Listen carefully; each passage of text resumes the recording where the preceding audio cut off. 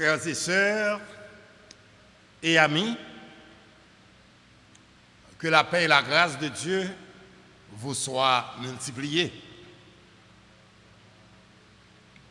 Nous rendons action de grâce au Seigneur pour cette opportunité qu'il nous donne d'être avec vous dans le message de la parole de Dieu.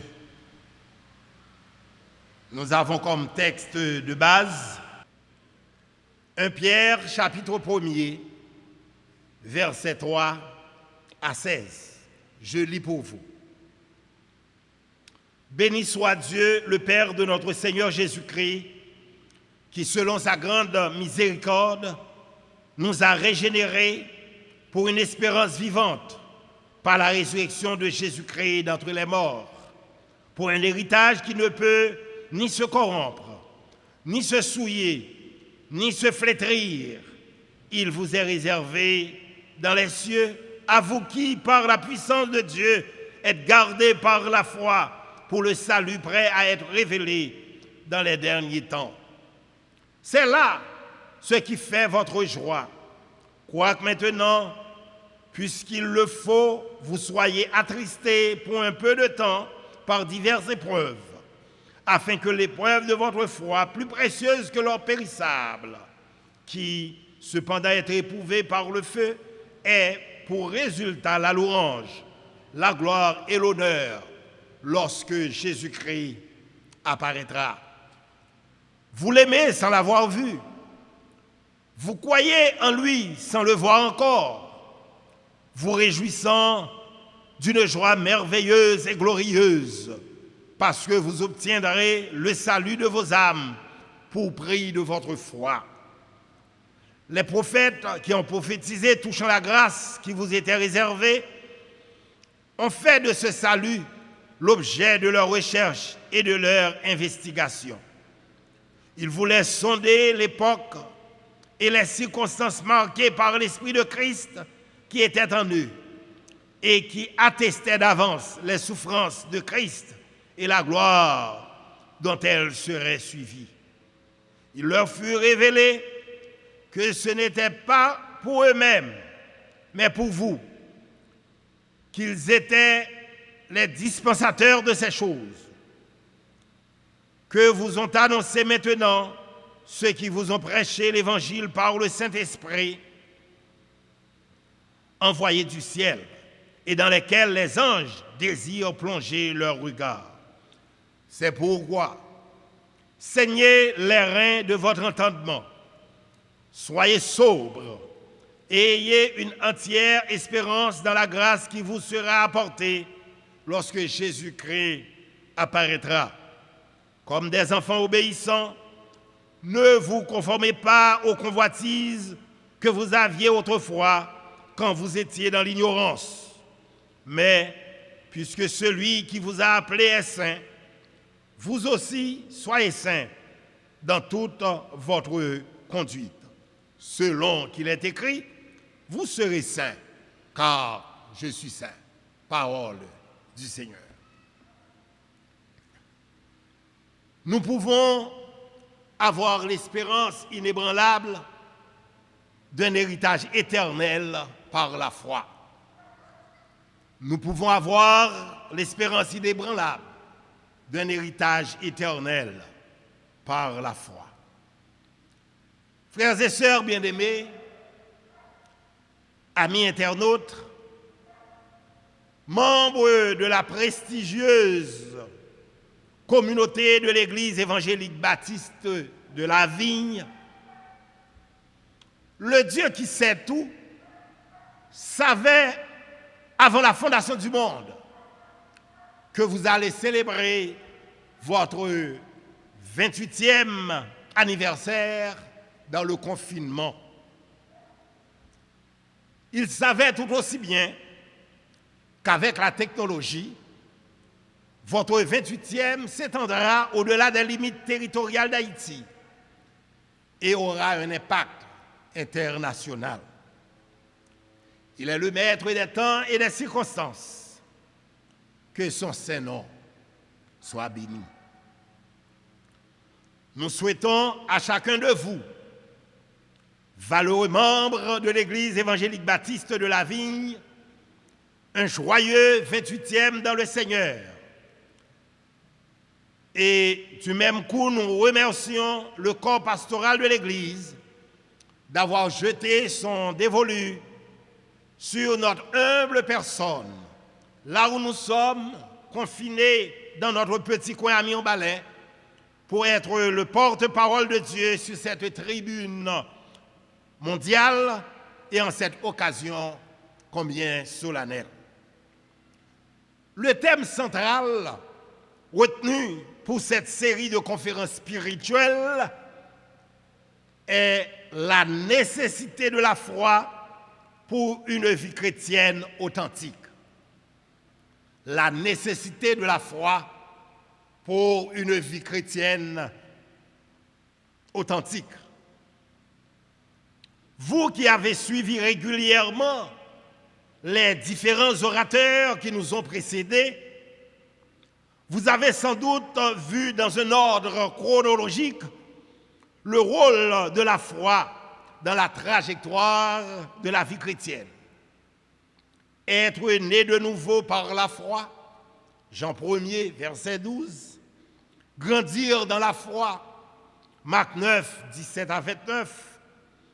Vivre par la foi, Romains 1er, verset 17. Marcher par la foi, 2 Corinthiens 5, 1 à 8. Prier par la foi, Jacques 5, les versets 16 à 18. Résister au diable par la foi, Éphésiens 6, verset 16. Persévérer dans la foi, Actes 14, versets 19 à 22.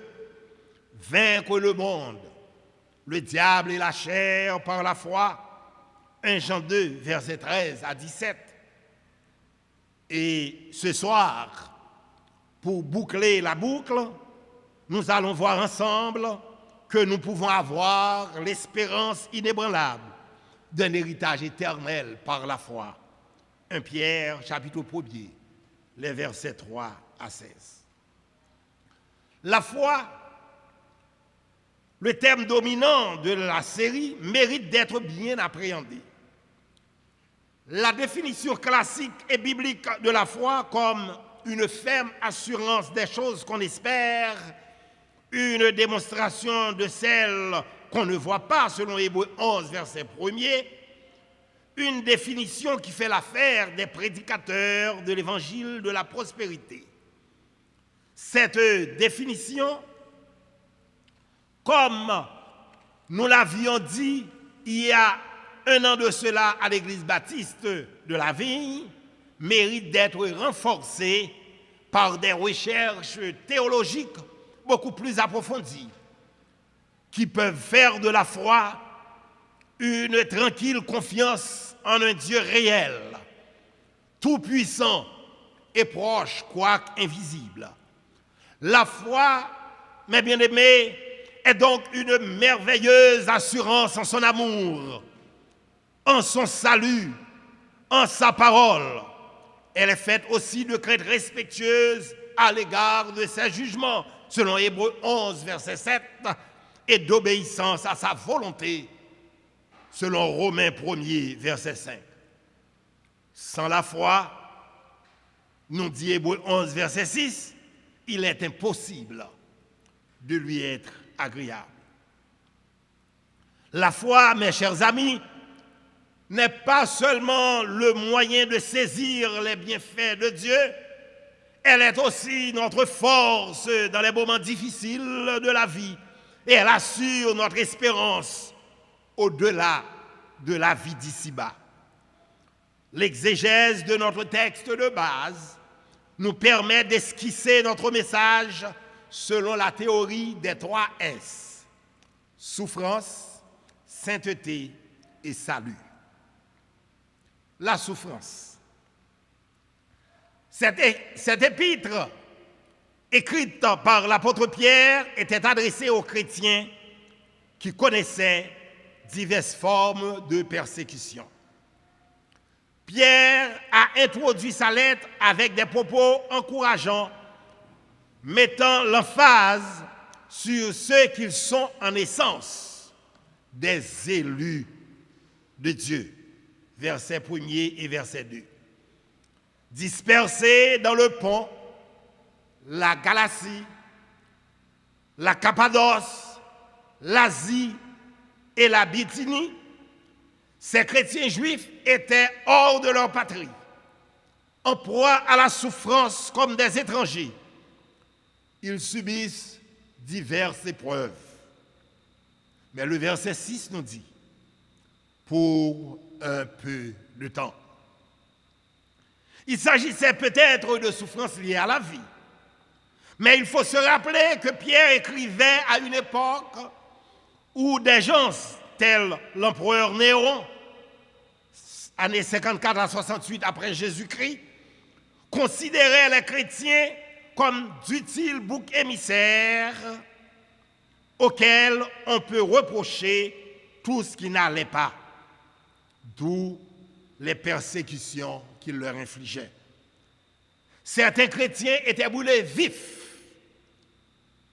d'autres jetés dans des arènes pour être dévorés par des animaux sauvages. Amis internautes, frères et sœurs de partout, la vie chrétienne est étroitement liée à la souffrance.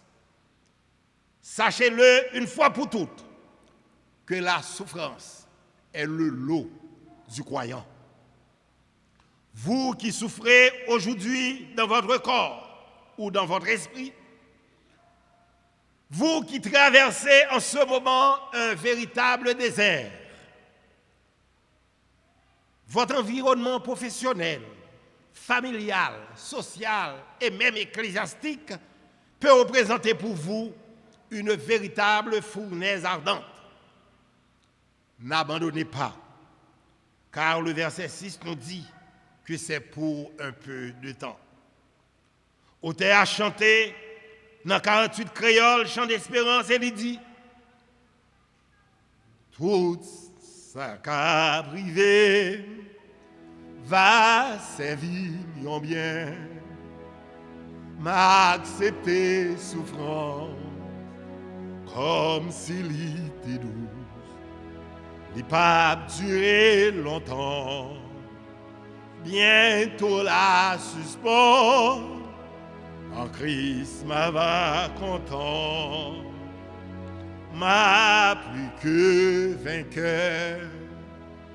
Voilà, frères et sœurs, la foi en Dieu n'exclut pas la souffrance. Paul disait à Timothée, souffre avec moi comme un bon soldat de Jésus-Christ. 2 Timothée 2, verset 3. La foi nous fortifie dans la souffrance et nous aide à traverser les moments périlleux avec la conviction d'abord que nous ne sommes pas abandonnés par Dieu. Ensuite, que la souffrance ne dure pas à jamais. Et enfin, que le meilleur est à venir. Dans la lettre adressée à l'église de Smyrne par Jésus-Christ via l'apôtre Jean, exilé alors dans l'île de Patmos, le Seigneur a exhorté ses chrétiens dans la souffrance à prendre courage. Ne crains pas ce que tu vas souffrir. Voici, le diable jettera quelques-uns d'entre vous en prison, afin que vous soyez éprouvés, et vous aurez une tribulation de 10 jours. Sois fidèle jusqu'à la mort, et je te donnerai la couronne de vie. Apocalypse 2, verset 10. Peu importe l'attente des chrétiens de Smyrne, le Seigneur leur avait annoncé qu'ils souffraient encore pendant 10 jours. Pour certains, ces 10 jours sont une représentation symbolique de toutes les persécutions de l'Église. Pour d'autres, ces 10 jours font allusion aux 10 persécutions sur les empereurs romains. Mais ce qui est indéniable, c'est qu'ils annoncent une période de souffrance limitée. Le problème de la souffrance humaine, même pendant une brève période, a toujours rendu perplexes les chrétiens fidèles. On peut s'attendre à ce que les impies aient à souffrir. Mais pourquoi les personnes pieuses devraient-elles connaître la souffrance? Les Écritures donnent plusieurs raisons. Retenons-en 4. Premièrement, la souffrance peut être une mesure disciplinaire. C'est quand Dieu cherche à nous corriger. 1 Corinthiens 11, les versets 30 à 32. Deuxièmement, la souffrance peut être une mesure préventive, comme par exemple l'écharde dans la chair de Paul, 2 Corinthiens 12, verset 7, parce que Dieu ne voulait pas que Paul soit enflé d'orgueil. Troisièmement, la souffrance peut être un apprentissage à l'obéissance, comme les souffrances de Christ, par exemple, Hébreux 5, verset 8. Quatrièmement, la souffrance peut être enfin l'occasion de meilleurs témoignages pour Christ. Il y a des moments d'épreuve, il y a des moments de calamité, il y a des moments de souffrance que un chrétien l'y enduré. C'est un vibrant témoignage lié pour l'Évangile et pour Jésus-Christ. Dispersés dans la diaspora, les destinataires de la lettre de Pierre étaient en proie à la souffrance parce qu'ils n'étaient pas chez eux. Vous et moi, en tant que voyageurs en transit sur la terre, nous aurons à souffrir parce que nous ne sommes pas chez nous. La foi ne nous permet pas seulement de supporter la souffrance avec courage, mais elle est aussi le mobile d'une vie chrétienne authentique dans la sainteté, d'où le deuxième S, la sainteté. La foi, le thème dominant de cette série de conférences, nous oblige une vie de sainteté. L'auteur de l'Épître aux Hébreux a dit sans embâche, sans la foi, il est impossible de lui être agréable. Hébreux 11, verset 6. L'apôtre Pierre apprend à ses lecteurs que la même foi qui leur a permis d'être nés de nouveau doit nécessairement les conduire à une vie de sainteté. Il est de la responsabilité de celui qui croit en Jésus-Christ pour le salut de son âme de prendre la décision de mener devant Dieu une vie nouvelle. Il doit se préparer à relever le défi de l'obéissance en adoptant une nouvelle disposition d'esprit. La bonne nouvelle du salut par la foi en Jésus-Christ ne devrait pas toucher uniquement nos sentiments, mais également les détails pratiques de notre vie quotidienne. Dans notre texte de base, nous lisons: c'est pourquoi, saignez les reins de votre entendement, soyez sobres et ayez une entière espérance dans la grâce qui vous sera apportée lorsque Jésus-Christ apparaîtra. Comme des enfants obéissants, ne vous conformez pas aux convoitises que vous aviez autrefois quand vous étiez dans l'ignorance. Mais puisque celui qui vous a appelé est saint, vous aussi, soyez saints dans toute votre conduite, selon qu'il est écrit, vous serez saints, car je suis saint. 1 Pierre 1er, versets 13 à 16. 5 exhortations sont adressées non seulement aux destinataires de cette épître, mais aussi à nous autres qui faisons profession de foi en Jésus-Christ. 1. Saignez les reins de votre entendement. Verset 13. Saignez les reins de votre entendement. Selon le verset 13. L'obéissance est un acte conscient de la volonté. Le chrétien doit pouvoir toujours trancher en faveur de la sainteté. Nous savons pertinemment, en tant que chrétien régénéré, il y a souvent une bataille dans votre fond intérieur entre le bien et le mal, entre la désobéissance et l'obéissance. Mais le chrétien authentique doit toujours trancher en faveur de la sainteté. 2. Soyez sobres. Le croyant doit être exempt de toute forme d'ivresse ou d'excès mental. Au lieu d'être contrôlé par les circonstances extérieures, le monde et ses atteints, il doit se laisser diriger par l'intérieur. 3. Ayez une entière espérance. Une vie de sainteté exige de la détermination.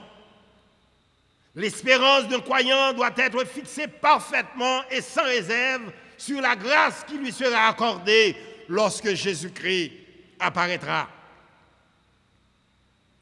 4. Ne vous conformez pas aux convoitises que vous aviez autrefois. Si quelqu'un est en Christ, il est une nouvelle création. Les choses anciennes sont passées et voici toutes choses sont devenues nouvelles. 2 Corinthiens 5, verset 17. Paul disait aux chrétiens d'Éphèse, vous ne devez plus marcher comme des païens qui marchent selon la vanité de leurs pensées. Éphésiens 4, verset 17. Autrefois, vous étiez ténèbres et maintenant, vous êtes lumière dans le Seigneur. Marchez comme des enfants de lumière. Éphésiens 5, verset 8. Si vous êtes dans la foi, il faut qu'il y ait nécessairement et obligatoirement un divorce d'avec votre vie passée du péché. Examinez-vous, frères et sœurs, entrez en vous-même et que votre conscience vous réponde. 5. Soyez saints dans toute votre conduite. Comme des enfants obéissants, les chrétiens doivent façonner leur caractère de manière à être saints dans tout ce qu'ils font. En tant que serviteurs et servantes de Dieu, notre style de vie doit refléter non pas notre ancienne ignorance, mais la sainte nature de notre Père Céleste qui nous a régénérés et nous a appelés à partager sa sainteté. Un chrétien doit pouvoir chanter avec l'auteur du cantique 21, Haïti chante avec Radio Lumière. Moi v'lais sembler ou Rédempteur béni, c'est ça qui désire, avec la prière, tout trésor ça, pas intéressé, si seulement moi qu'à sembler Seigneur. Moi v'lais sembler ou, moi v'lais sembler ou, Rédempteur béni, complètement saint, venant douceur ou, répondre prière moi. Imprimer portrait au nom que moi. Le premier S, la souffrance. Le deuxième S, la sainteté. Et enfin, le troisième S, le salut. Amis internautes, frères et sœurs dans la foi, les matérialistes et les existentialistes de la lignée de Jean-Paul Sartre croient qu'avec la mort, c'est le néant. Mais Abraham Lincoln a dit avec raison, Dieu n'a sûrement pas créé un être tel que l'homme pour n'exister qu'une journée. Non, non. L'homme a été fait pour l'immortalité. Fin de citation. Dans Ecclésiaste, chapitre 3, le verset 11, la Bible dit, Dieu a implanté au tréfonds de l'être humain le sens de l'éternité. Ne vous y trompez pas. Tout être humain est appelé à vivre éternellement. Dans les 2 premiers versets du 12e chapitre de son livre, le prophète Daniel le dit clairement. En ce temps-là se lèvera Michael, le grand chef, le défenseur des enfants de ton peuple. Et ce sera une époque de détresse, telle qu'il n'y en a point eu depuis que les nations existent jusqu'à cette époque. En ce temps-là, ceux de ton peuple qui seront trouvés inscrits dans le livre seront sauvés. Plusieurs de ceux qui dorment dans la poussière se réveilleront, les uns pour la vie éternelle et les autres pour l'opprobre, pour la honte éternelle. Et c'est cette vie éternelle, communément appelée le salut, que l'apôtre Pierre nous présente dans son triple aspect temporel, le passé, le présent et le futur. Le salut dans le passé. Pour nous rassurer de l'immensité de la grâce de Dieu, afin que personne n'associe le salut à ses œuvres, l'apôtre Pierre appelle ses lecteurs ceux qui ont élu selon la préscience de Dieu. C'est une précision importante, frères et sœurs. Vous qui êtes aujourd'hui membres de la famille de Dieu, rachetés par le sang de l'agneau et sauvés pour toujours de la condamnation du péché, vous avez été choisis par Dieu dès avant la fondation du monde, par sa grâce et non en fonction de vos mérites. Pierre avait raison de nous inciter à l'adoration et à la louange parce que nous sommes les heureux bénéficiaires de la grâce de Dieu. Crions ensemble, merci Seigneur. Moi-même, qui pas tant rien, Christ fait grâce. Selon promesse lio, moins gain pour me vivre. Là-bas, dans fond la mort, Christ prend moins.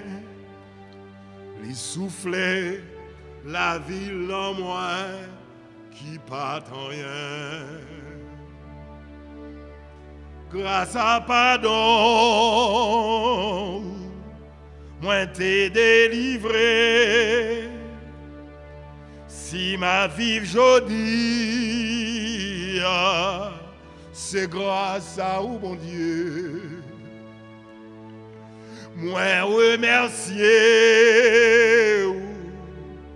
moi bas ou gloire. Grâce à pardon, qu'aime toujours. Le salut dans le présent. Ce salut pour lequel Dieu nous a élus est garanti par la puissance de Dieu. Au verset 5, Pierre dit, à vous qui, par la puissance de Dieu, êtes gardés par la foi pour le salut. S'assurant de son salut, l'apôtre Paul disait à Timothée, je sais en qui j'ai cru Et je suis persuadé qu'il a la puissance de garder mon dépôt jusqu'à ce jour-là. 2 Timothée 1er, verset 12. Le Seigneur Jésus a dit, mes brebis entendent ma voix, je la connais et elles me suivent. Je leur donne la vie éternelle et elles ne périront jamais. Et personne ne les ravira de ma main. Mon Père qui me les a donnés est plus grand que tous. Et personne ne peut les ravir de la main de mon Père. Jean chapitre 10, versets 27 à 29. Le chrétien est non seulement sauvé de la condamnation du péché, mais il est présentement sauvé de la puissance et de la domination du péché. C'est pourquoi Pierre a exhorté les élus de Dieu à la sainteté, car celui qui est né de Dieu ne pratique pas le péché. Que le péché ne règne donc point dans votre corps mortel et n'obéissez pas à ses convoitises. Ne livrez pas vos membres au péché comme des instruments d'iniquité, mais donnez-vous vous-même à Dieu comme étant vivant de mort que vous étiez, et offrez à Dieu vos membres comme des instruments de justice. Romains chapitre 6, versets 12 et 13. Une vie chrétienne authentique est l'évidence du salut dans le présent. Le salut dans le futur. En introduisant cette section, nous avons montré que tout n'est pas fini avec la mort physique. Il existe dans l'au-delà une vie réelle et immortelle.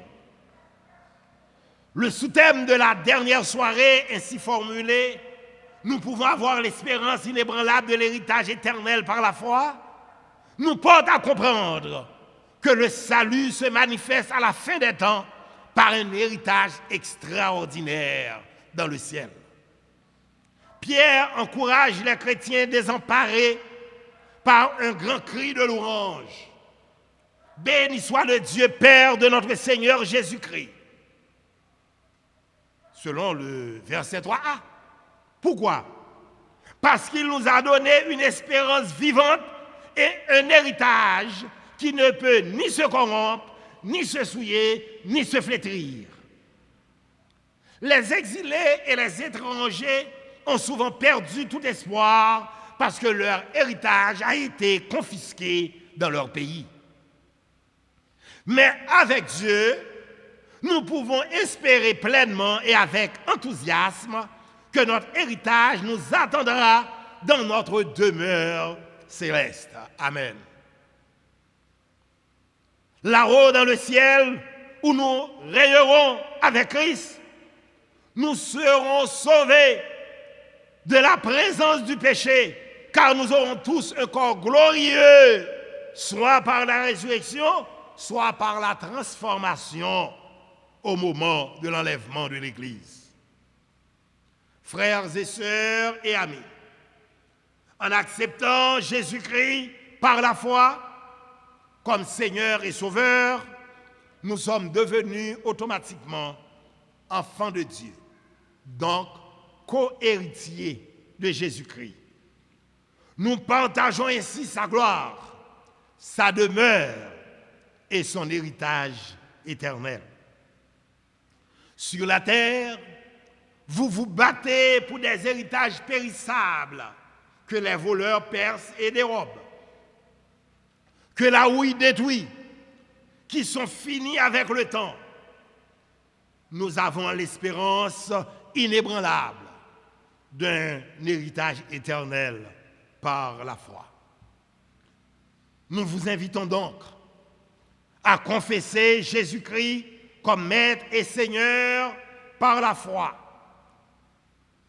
Et ainsi fortifiés par cette même foi, nous aurons à supporter la souffrance, vivre une vie de sainteté en lien avec notre nouveau statut en Christ, en attendant la manifestation finale de notre salut à travers cet héritage qui ne peut ni se souiller, ni se corrompre, ni se flétrir. Par la foi, nous avons ces 3 S: la souffrance, la sainteté, le salut. Que le Seigneur vous bénisse.